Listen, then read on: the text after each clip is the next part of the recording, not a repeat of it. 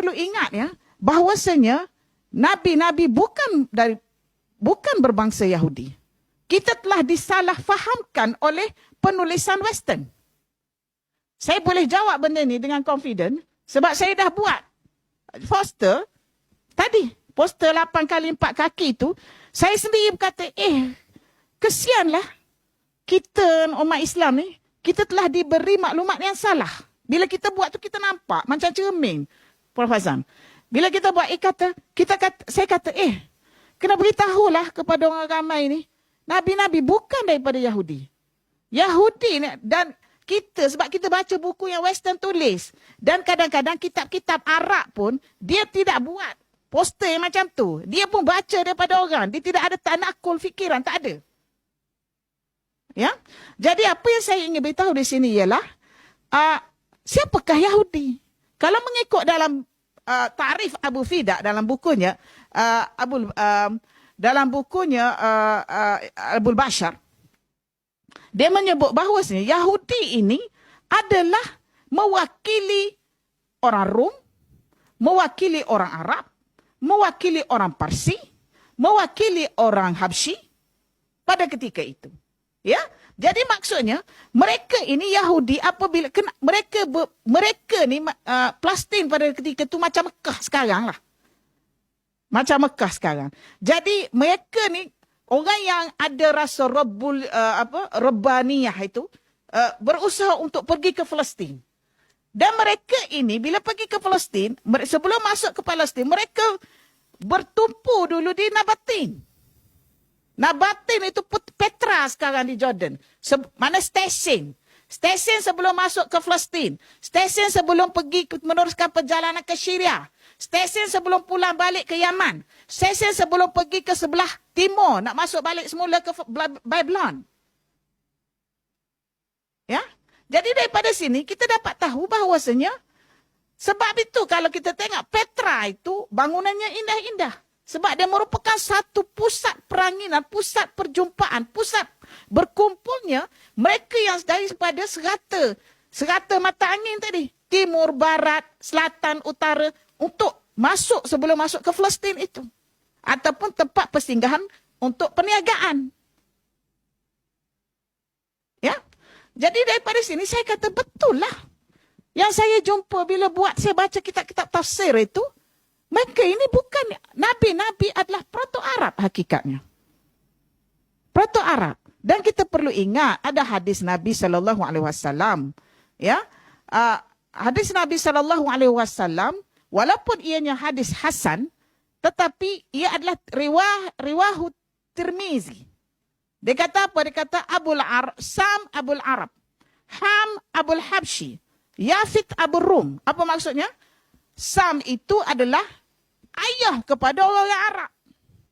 Ham itu ayah kepada orang Habsyi yang kulit hitam tu. Yafit itu pula ayah kepada orang Eropah.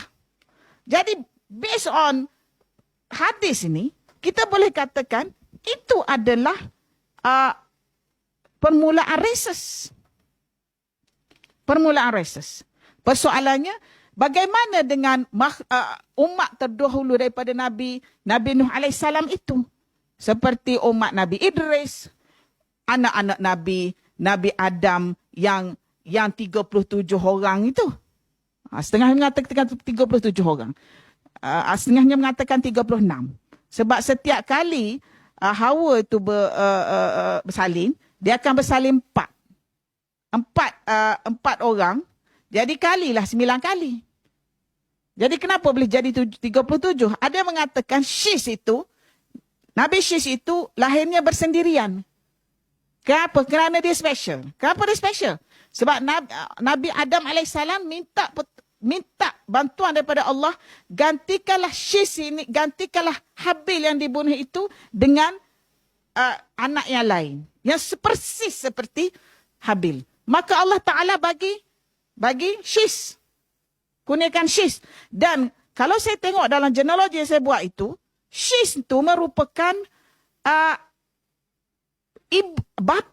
bapa kepada manusia ini. Hasil daripada Nabi ialah Abul Bashar itu Adam AS. Tetapi Syis itu melahirkan keturunan Anbiya itu. Daripada Idris, kemudian Nuh, kemudian anak Nuh ini ada 5, dan terus dia ada Amur, dia ada Arfakhshad, dia ada Airam, dia ada Aram. Ya, saya ingat benda tu. Jadi anak yang kelima itu namanya Aram. Mana asalnya orang Aram ni? Cucu Nabi Nuh yang kelima, cucu Nabi Nuh yang daripada anak Sam yang kelima tu, Damsyik. Damsyik sekarang itulah dikenali sebagai kota Aram dulu. Ya, apa yang ingin saya nak beritahu di sini, persoalan penggunaan bahasa. Apakah perbualan dituturkan oleh Nabi Musa, perbualan Nabi Isa alaihissalam sehingga dia menjadi satu masalah besar lah kepada dunia, hasil daripada maklumat yang didapati dalam perjanjian baru dan perjanjian lama sekarang ini dalam Bible. Betul ke Torah itu ditulis dalam bahasa Hebrew? Betul ke Injil itu ditulis dalam bahasa Aramaik? Dan apakah itu bahasa Aramaik? Dan apakah itu bahasa Hebrew? Saya melihat pandangan mengatakan Torah yang pertama itu ditulis dalam bahasa Hebrew, bahawasanya Nabi Musa alaihissalam bercakap bahasa Hebrew, saya tidak bersetuju, Prof. Azam. Sebab bahasa Hebrew, dia mengatakan bahasa Hebrew itu daripada Abir bin Shalih. Abir bin Shalih bin Fakhish bin Arfakhshad. Jadi maksudnya Abir, kalau kita kata Ibrani, betul. Tetapi dia Western tukar kepada Hebrew. Jadi kita yang lepas-lepas ni, sebab Western tu dia penjajah, kan? Most of them yang penjajah tu, Arab pun ikutlah. Okey, Ibrani tu Hebrew lah, semua setuju lah.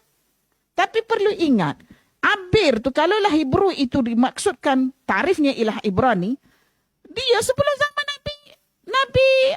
Nabi Ibrahim lagi. Sebab dia, Abir itu cucu kepada Arfakhshad.